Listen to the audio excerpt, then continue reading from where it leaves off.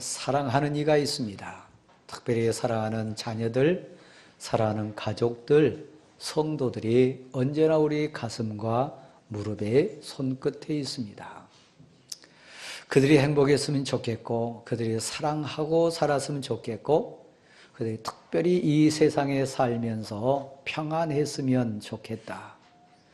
그래서 앞뒤를 둘러보고 좌우를 살펴보면서 우리가 깨닫고 고백하는 게 하나 있는데, 우리의 소원 따라, 우리의 애절하고 간절한 기도 따라 사랑하는 자들이 평안하고 행복했으면 좋겠는데, 사방이 악해요. 세상이 험해요. 그리고 지켜줄 힘과 능력이 우리 자신에게 없다고 하는데 안타까움이 있습니다. 오늘 이 본문에 등장하는 사도 요한이라고 하는 하나님의 사람도 똑같이 그 가슴에 사랑하는 자들이 있었어요. 기도할 때마다 무릎 꿇을 때마다 떠나지 않는 사랑이 있었어요. 예수를 처음 믿고 공생에 시작하는 초반부의 이 요한도 강팍한 인생이었습니다. 복음으로, 믿음으로 그 인생이 온전히 익지 않았어요. 성숙치 않았어요. 예수님을 따라다녔고 예수님의 말씀을 두 귀로 듣고 눈으로 현장을 봤지만 녹익지 않았어요. 그래서 믿은 것 같으나 그 마음에는 기질이 나왔고, 그러니까 예수 그리스도와 동행하고 있었지만 속 품성은 겉익었어요. 그래서 우리가 잘 아는 대로 예수님이 사마리아 지역을 이렇게 들어가시려고 할 때 거부하는 자들을 향하여 대뜸 입을 연 자가 이 요한이었습니다. 사랑이 넘쳐나는 말을 전하는 게 아니었고, 예수 그리스도와 동행하면서 예수 그리스도 사역 가운데 동참하면서도 그 입에서 나온 말은 강팍했어요. 하늘을 마음으로 설교하는 저도, 사랑이라고 하는 은혜 가운데 걸어가는 여러분도 혹시 내가 수박 겉핥기식으로 신앙생활하지 않았는가? 신앙의 본질을 놓치고 있지는 않은가? 예수 그리스도의 말씀을 듣고 예수 그리스도 사역 속에 동참하지만 초반부에 이 사도 요한처럼 아직 익지 않아서 풋내가 나고 떨고, 그리고 많은 사람들 인상 찌푸리게 하는 미숙한 신앙인은 아닐까 한번 생각해 봐줄 부분이 있습니다. 그런데 오늘 본문에 등장하는 사도 요한은 녹익어서요, 홍시가 됐어요. 그 인격이 출중하고 그 입에서 나오는 말은 세상 가치의 말이 아니었어요. 오히려 고백할 때 오늘 본문 후반절에 가보면 이생의 자랑이 아니었어요. 세상 정욕이 아니었고, 세상 부귀영화에 대한 탐욕의 가치로 얘기한 게 아니고 온전히 복음으로 익고 익어서 어린애들도, 아비들에게도, 청년들에게도 생명의 말씀이 되는 진국과 같은 교훈의 말씀을 지금 대언해주고 있어요. 사랑하는 자들, 진정 사랑하는 자들, 그들을 가슴에 안고 꼭 이거 전해주고 싶다. 꼭 그들에게 써주고 싶다. 인생을 살아보고 특별히 이 편지는 세상을 향해 쓴 게 아닙니다.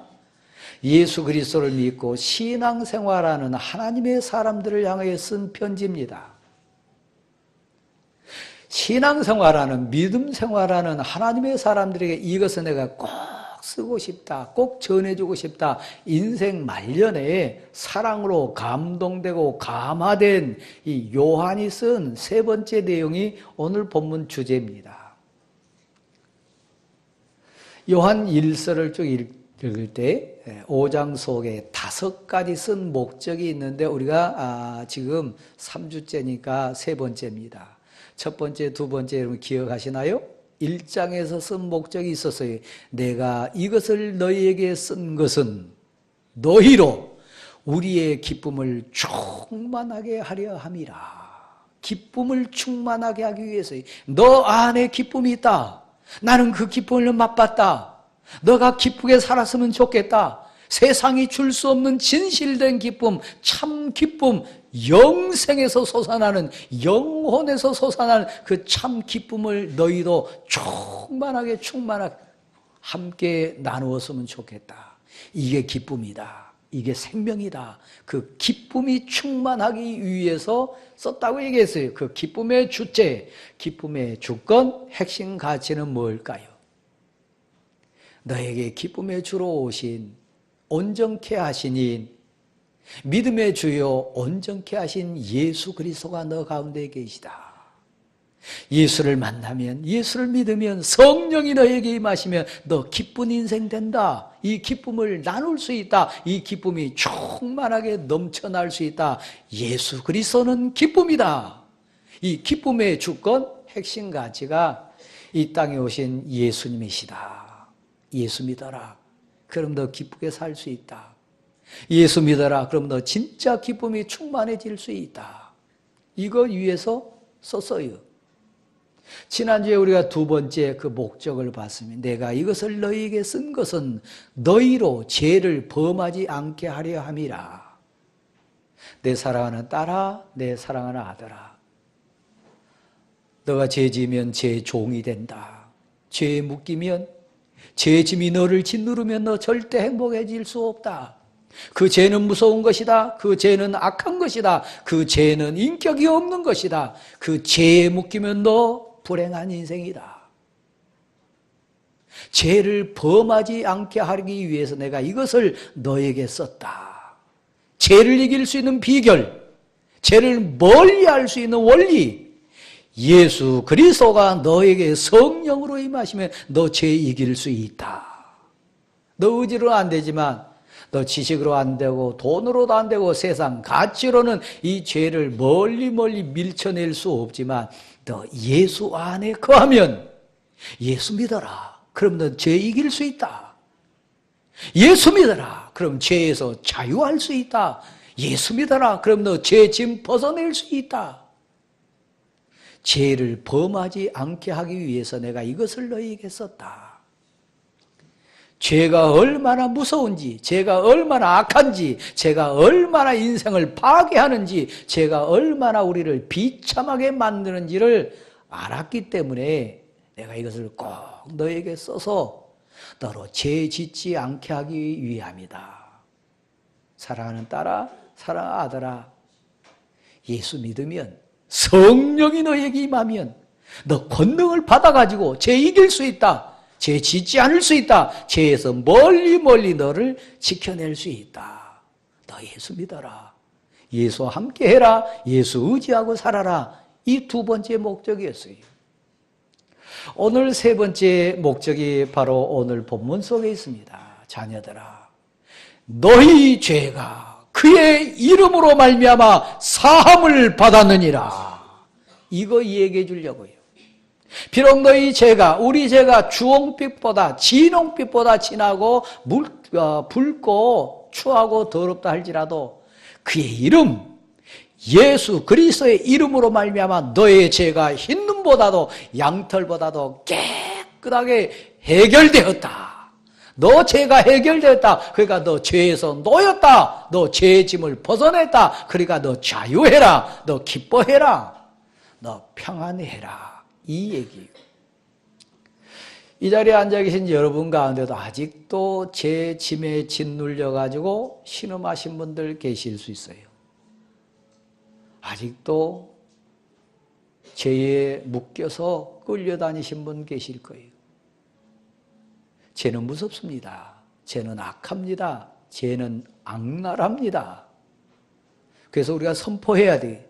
사랑하는 딸아, 사랑하는 아들아, 사랑하는 성도들이여, 너의 죄가, 우리 죄가 예수 그리스도 그분의 이름, 예수 그리스도의 이름으로 명하노니, 그 능력의 이름, 예수 그리스도의 그 이름 믿음으로 말미암아 너 죄가 해결됐다. 너 죄에서 풀어졌다. 너 죄에서 해방되었다. 그러니까 너 자유해라. 이것을 내가 너희에게 알게 하기 위해서 이걸 썼다. 예수 그리스도는 빛입니다.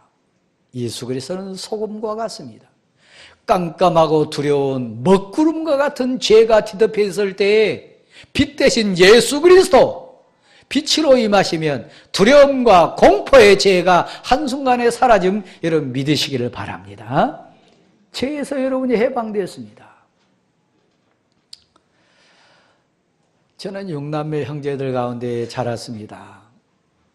저희 아버지가 제 어렸을 때 저 평생 잊을 수 없는 인생 교훈을 몇 가지 주신 게 있는데 그 중에 하나는 지게를 만들어 주신 일입니다.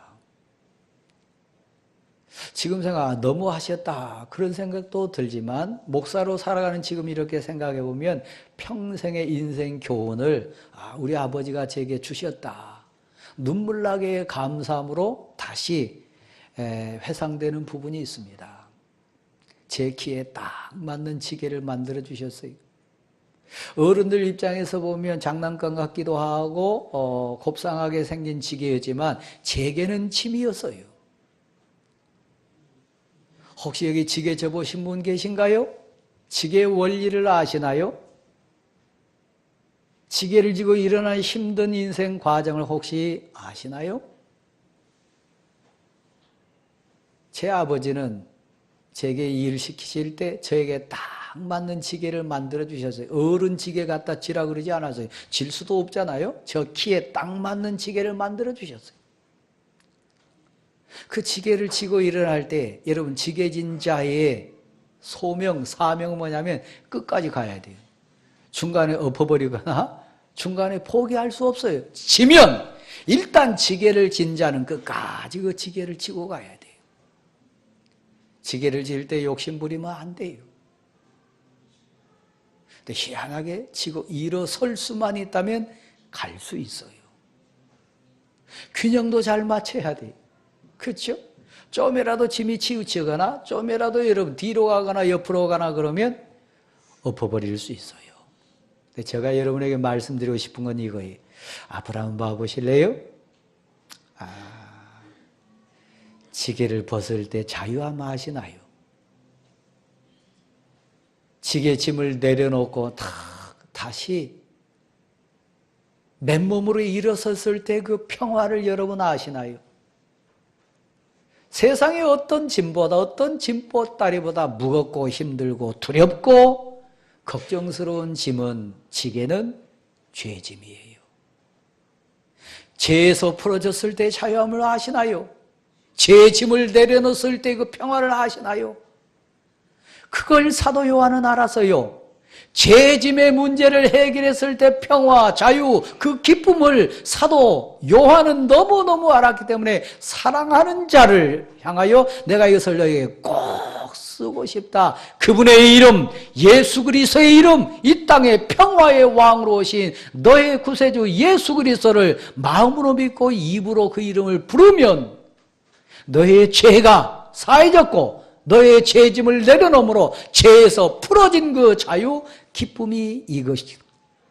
사랑하는 자여, 너가 자유하기를 원하고 너가 평화하기를 원하는데 방법이 없어요. 돈으로도 안 돼요. 환경으로 안 돼요. 죄짐을 벗어내는 유일한 길은 그분의 이름, 그분의 은혜, 그분의 능력, 예수 그리스도 안에 있을 때만 가능해요. 여러분이 죄에 대해서 알면 왜 예수 그리스도 이름 이외에는 방법이 없는지를 알아요. 사실 돈으로 해결할 수 있는 건 죄가 아니에요. 윤리 도덕적인 죄는 가슴 깊이 찌르고 찔러가지고 숨 쉴 수도 없고 자유할 수도 없는 그런 거, 사실 외상을 갚는다거나 윤리 도덕적인 그런 수준의 죄를 말하는 거 아닙니다. 죄는 무서워요. 그 죄는 천국에 갈 수 없어요. 그 죄를 가지고는 지옥을 벗어날 수 없어요. 그 죄짐을 내려놓지 않고는 단 한 발자국도 평안히 인생길 갈 수 없는 무서운 죄예요. 아비들아, 내가 이것을 너에게 쓴 것은 태초부터 계신 이를 너가 알았음이라. 태초부터 계신 이는 하나님, 우리의 구세주 만왕의 왕이신 하나님이십니다. 청년들아, 내가 이것을 너희에게 쓴 것은 너희가 세상을 이겼음이라. 너희가 저 정말 악한 자를 이겼음이라. 너희 안에 생명의 말씀이 있고 그 말씀의 주권자신 하나님이 청년된 내게 세상을 이길 수 있는 힘을 주셨음이라. 아이들아, 내가 이것을 너희에게 쓴 것은 너가 너희 아버지를 알았음이라. 오랜만에 이 자리에 제 막내딸이 지금 앉아있어 저는 그 아버지 심정으로 지금 설교합니다. 아버지는 어떤 존재인가요? 너가 아버지를 알았다. 아이야, 너 아버지 알지 않냐? 아버지가 너 계신다.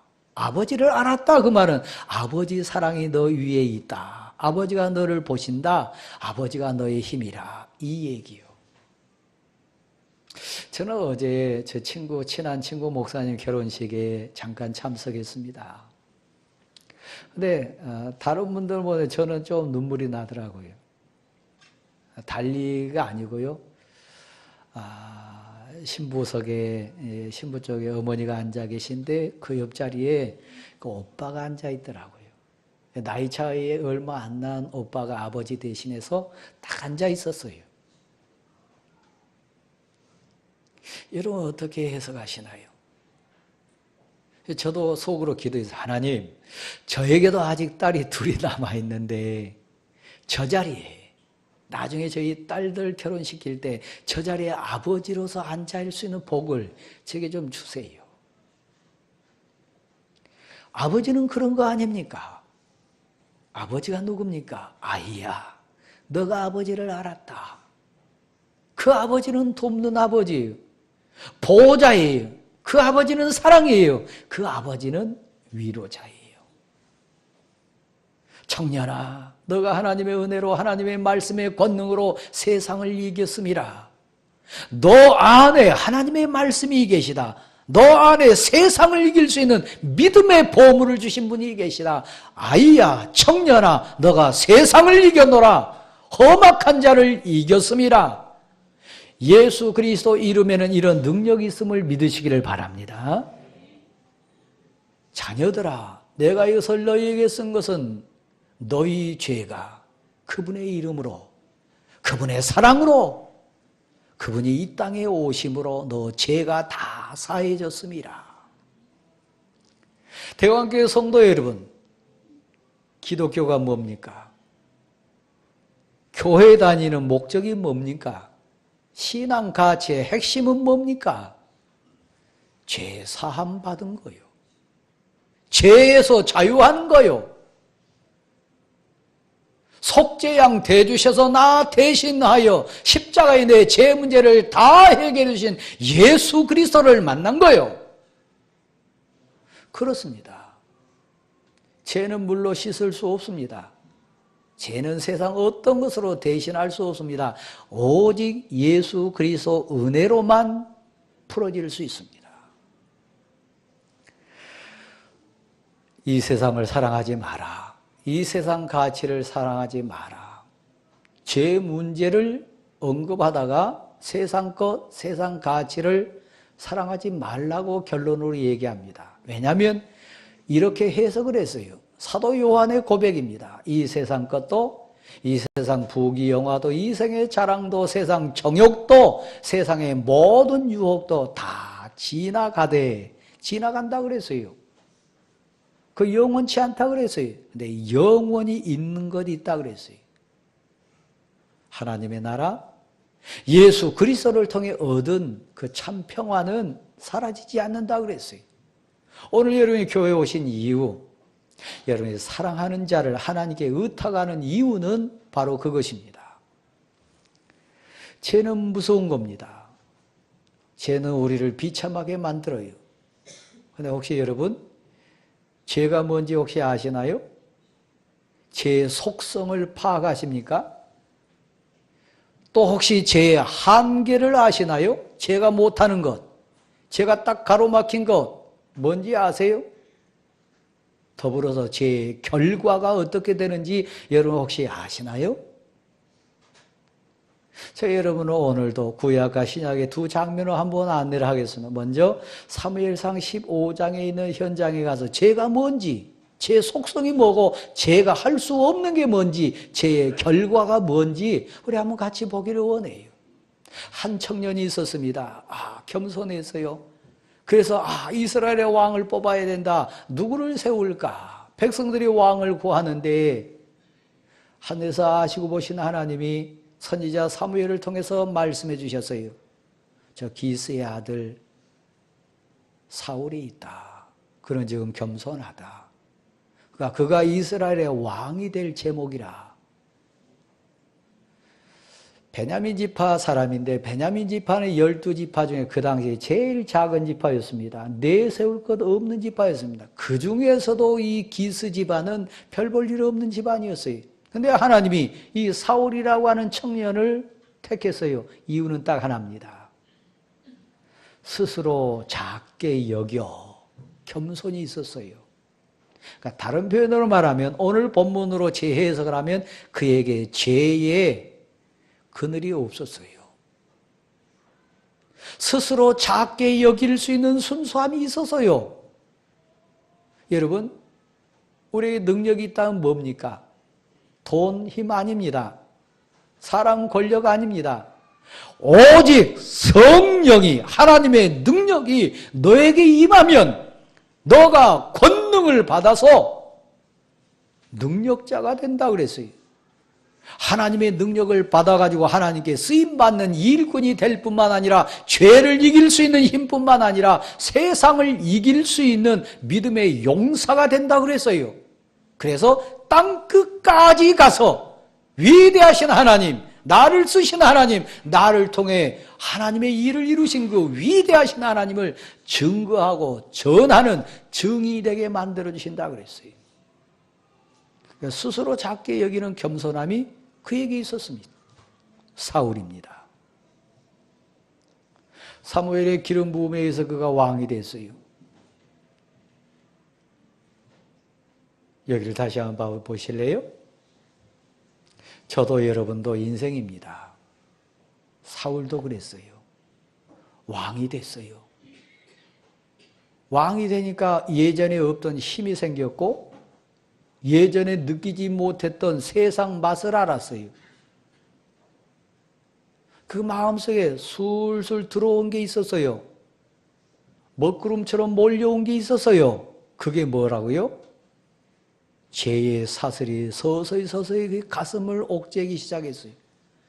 죄는 뭡니까? 하나님의 명령을 불순종하는 거요. 하나님의 말씀을 듣지 않는 거요. 하나님의 뜻을 순종하지 않은 거요.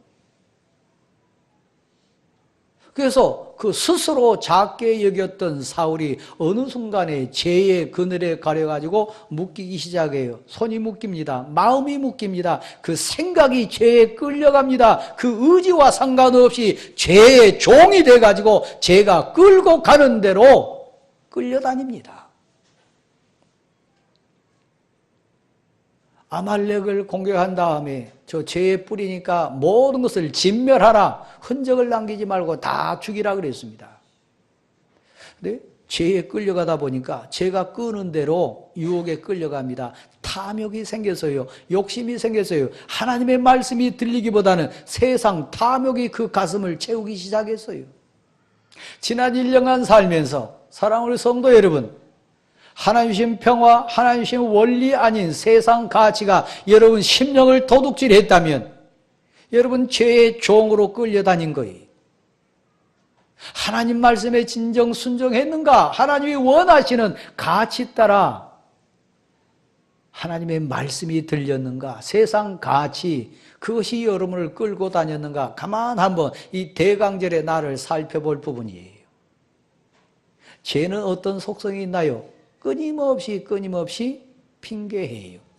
사실은 자기가 탐욕 부럽고 자기 욕심 채우려고 그러는데 사무엘 선지가 나타나가지고 하나님의 말씀으로 경고하니까 그때에도 사울 왕은 이렇게 핑계했어요. 내가 그런 게 아니고 저 백성들이 끌고 왔다. 백성 핑계를 댑니다. 한 단계 더 얹습니다. 뭐라고 얹어요?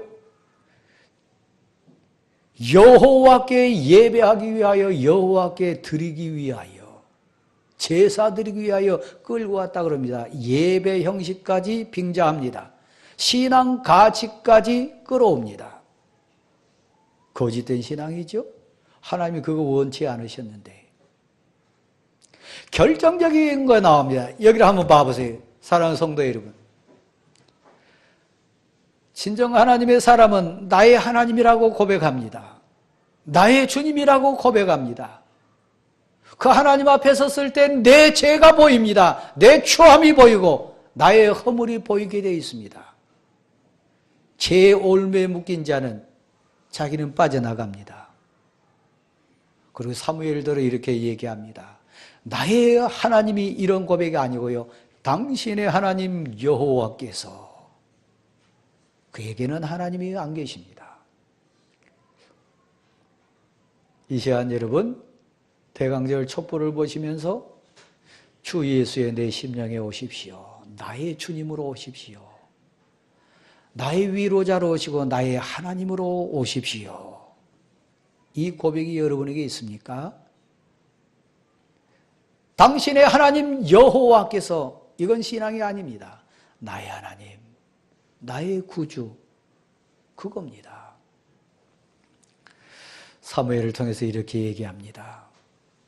순종하는 것이 제사 드리는 것보다 낫다. 하나님의 말씀을 듣는 것이 저 순양을 제물로 드리는 것보다 낫다. 완고한 것은, 하나님의 말씀을 거역하는 것은 저 우상 앞에 제물 드리는 것과 뭐 별다를 게 있냐, 이 얘기였습니다. 근데 여러분, 죄의 한계를 또 봅니다.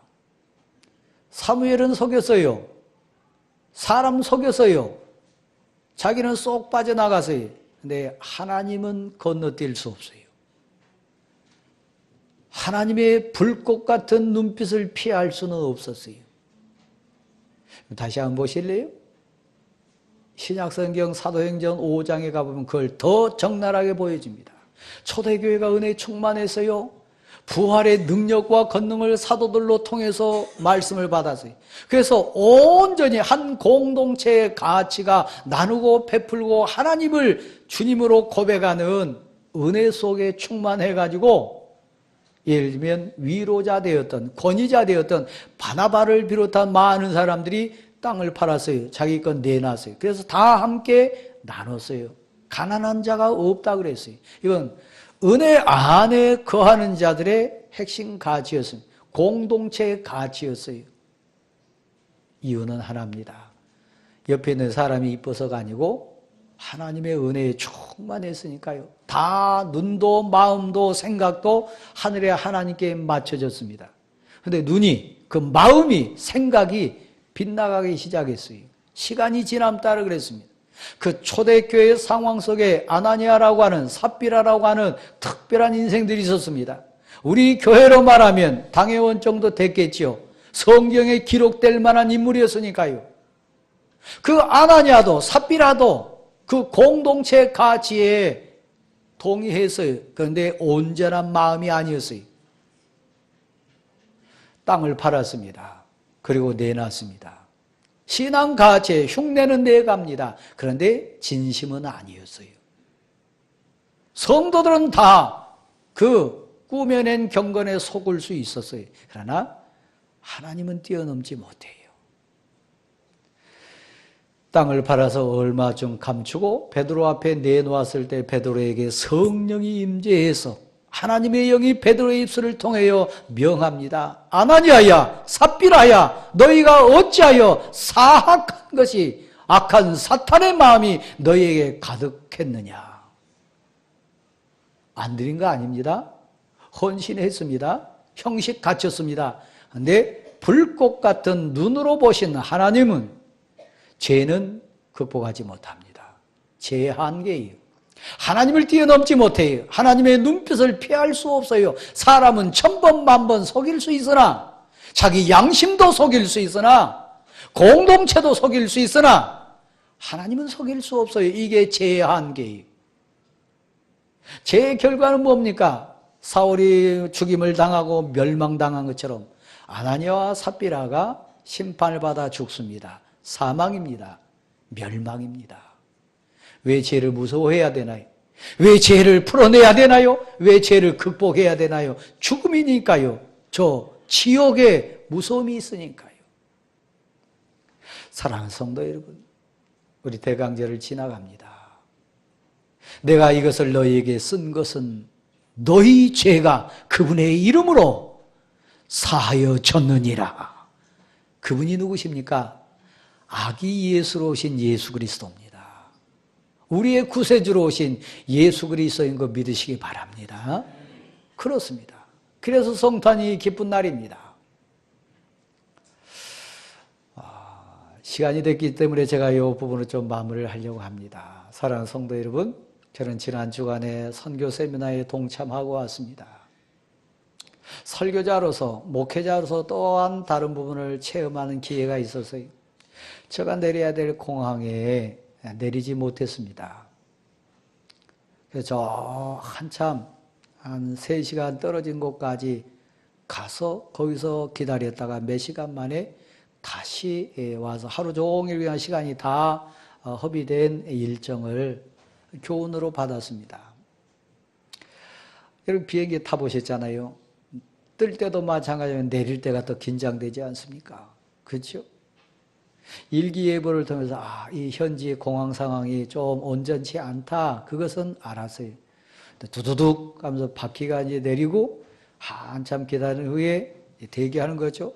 뒤뚱거리기도 하고 그러면서 어느 순간에 웽 하면서 다시 속도를 올려가지고 비상하는 걸 느꼈어요. 이상하다. 못 내리는구나.